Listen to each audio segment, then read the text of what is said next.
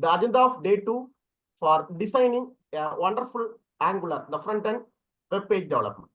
So yesterday for intro for full stack development, in addition to that, the basic of Angular, that is front-end development. So today's session, you will learn the complete Angular web app development, a dynamic app development. So all of them very much familiar about full stack. Anyway, which comprising of two major components, actually three components. Two are the major components. One is the front end, the second one which is the back end.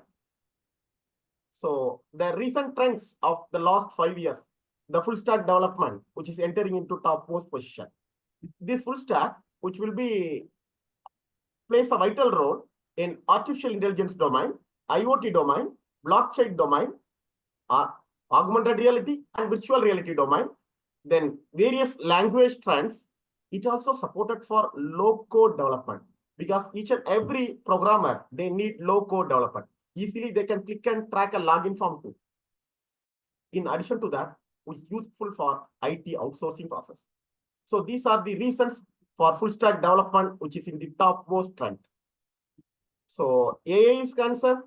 So all those backend process which is done in AI, but the front-end development, the front-end which will be displayed via a dynamic web app Angular.